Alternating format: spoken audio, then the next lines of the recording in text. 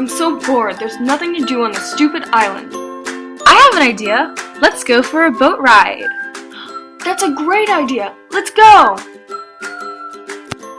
Woohoo! This is the best! I could do this forever! Yeah, it's just too bad we'll have to leave and turn the boat soon. What?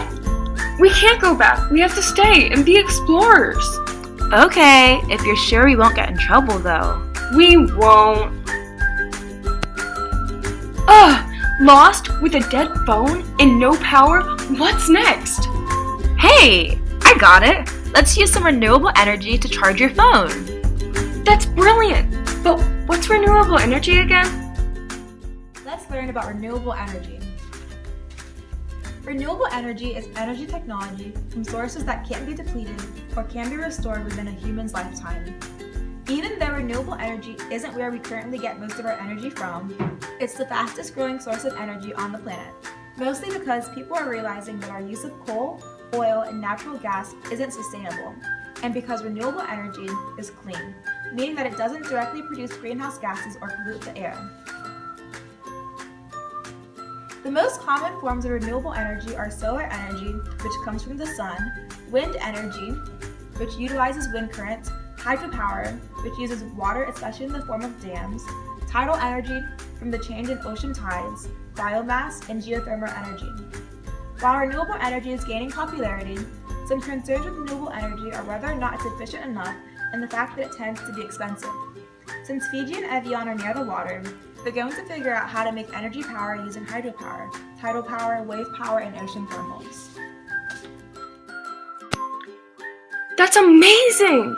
Yeah, but how can we make power with just our boat and the sea? Wait, I know. Hydropower from water.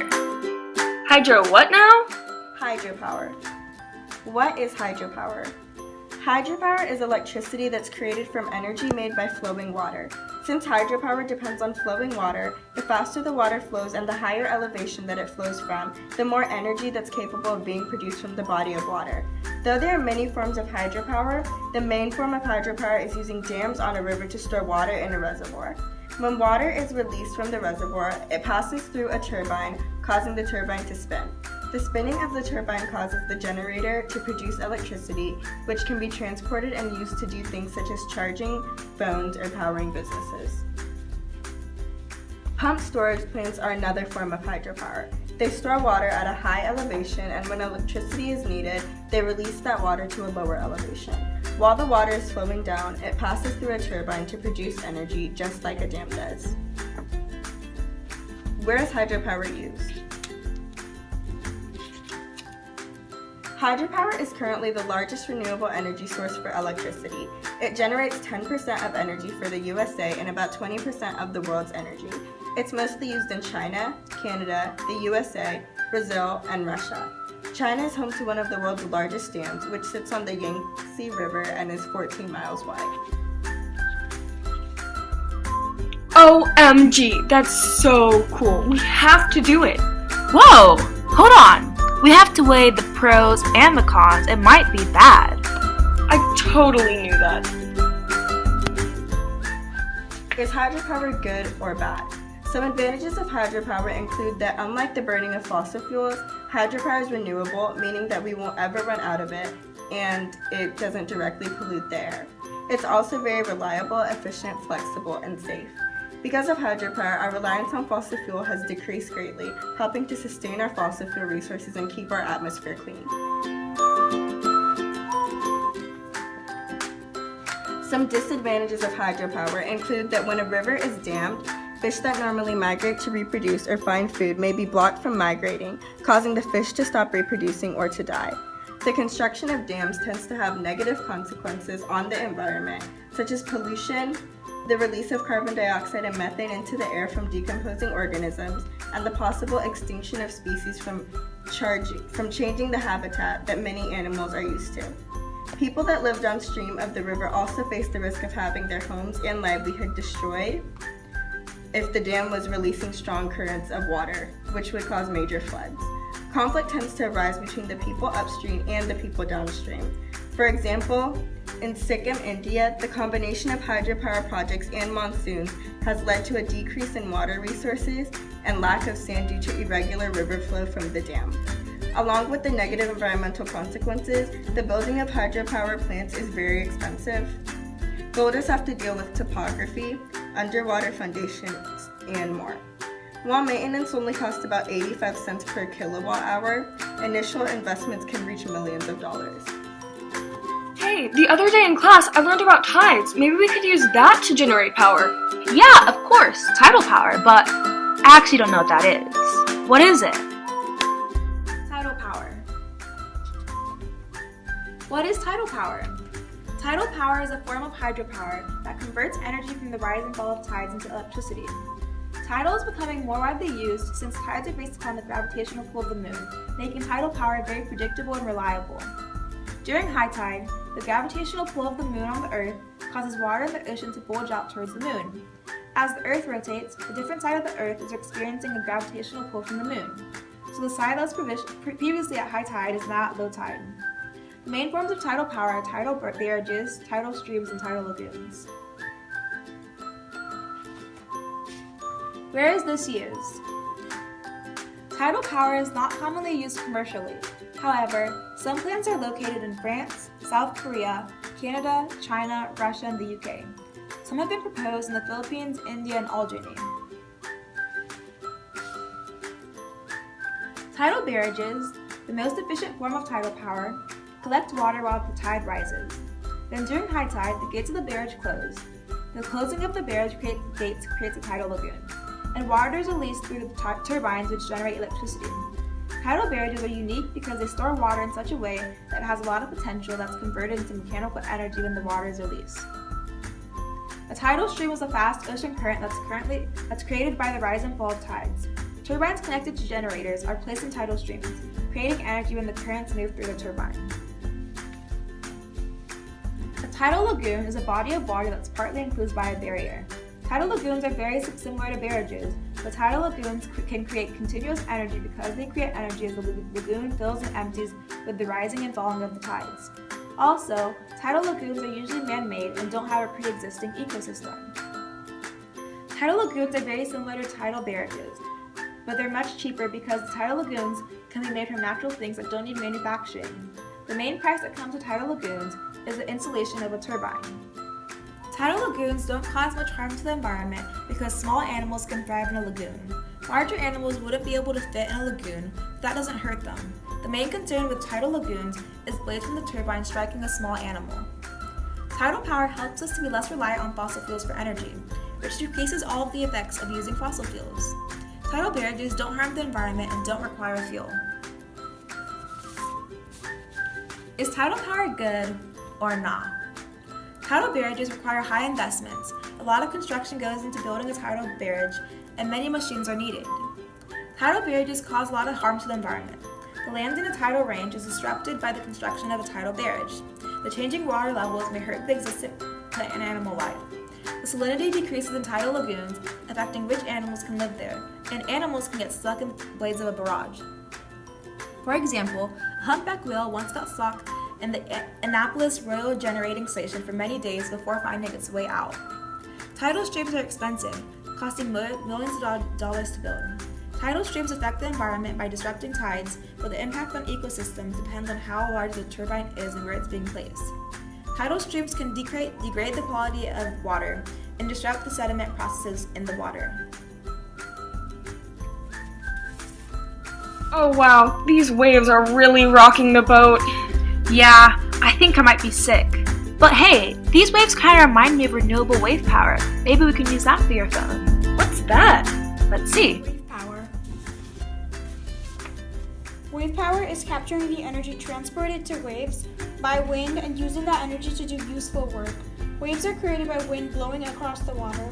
When waves travel slower than the wind, an energy transfer occurs from the wind to waves. The output of energy is determined by the height of the waves, speed, length, and water density. Since these factors vary, different countries receive different amounts of wave power. Different devices called wave energy converters are used to harness wave power. One type of device is an attenuator. Attenuators sit parallel on waves. The motion on the attenuators from the wave puts force on a turbine that puts energy in a grid. A point absorber is another type of wave energy converter that moves vertically to compress waves into a small container, which rotates to power a generator. An overtopping device is another type of wave energy converter that works by capturing water in a reservoir as waves pass through the water. As waves pass through the water is then released through a small turbine to generate power. Where is this used? Wave power was first used in 1799 by Girard in Paris. He used wave power to light and power his house. More interest arose in 1973 after an oil crisis. Wave power is currently being used on the coasts of Scotland, Africa, Australia, Canada, and the United States of Washington, Oregon, and California. Advantages and disadvantages. Using wave power has high upfront costs from construction, but is relatively cheap to maintain, ranging from 2.6 to 7.6 cents per kilowatt hour. Wave power is renewable, so it doesn't deplete natural capital and it decreases our reliance on fossil fuels. It creates eco-friendly jobs, secures energy resources, and doesn't damage the land that it uses. Disadvantages. Creating wave power plants can be very complex and in turn disrupt the life of the organisms living in the water there. However, the benefits are much greater than the potential risks of wave power. Hey, it's really hot right now. That means the ocean's hot too. Yeah, maybe we could use the differences in temperature to produce electricity. Yeah, ocean thermal. Perfect! Good idea. Ocean thermal power. What is ocean thermal? Ocean thermal energy converter involves using the temperature difference between warm surface water, about 77 degrees Fahrenheit, and cold deep water to create energy. OTEC, as it's called, has been used since the late 1800s when a French physicist used the thermal energy of the ocean to create energy. Where is this used? It is currently used many places. In Japan and Hawaii, the Bahamas, Virgin Islands, Kiribati, Martinique, and Hawaiian have all been proposed for some OTEC project. The three main types of OTEC are closed loop, open loop, and hybrid. Closed loop works by extracting the heat from the surface layers of the ocean and pumping it through a heat exchanger. The water from the ocean uses the heat to boil a fluid with a low boiling point, such as propane.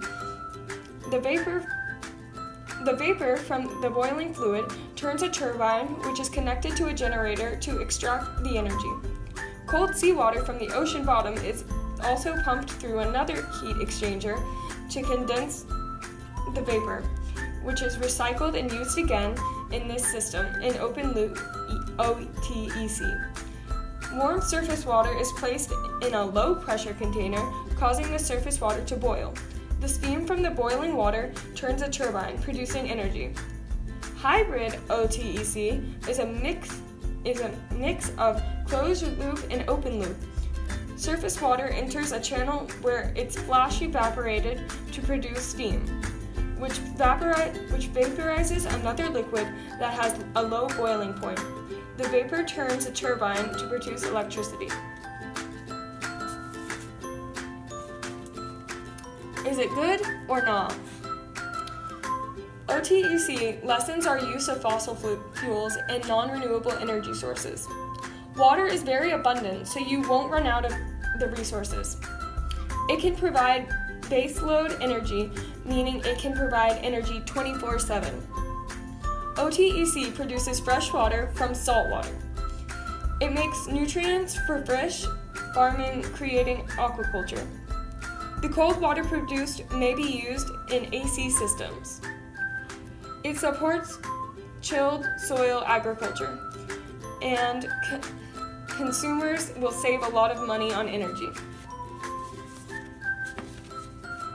Disadvantages. OTEC systems require large initial investment, making it more economic to use fossil fuels unless the price of fossil fuels dramatically increases. OTEC costs about 7 cents per kilowatt hour. While some other energy sources are cheaper, it causes political issues. OTEC facilities are considered to be artificial islands because they are platforms on the surface of the ocean that don't move. Because of the law of the sea treaty, the exact location of the OTEC facilities affects their legal status, causing international conflicts to sometimes arise. Look, it's land! Whoa! I can't believe we made it! And without the help of renewable energy too? Wow! And Evian and Fiji continued their scientific exploits from then on out. The end!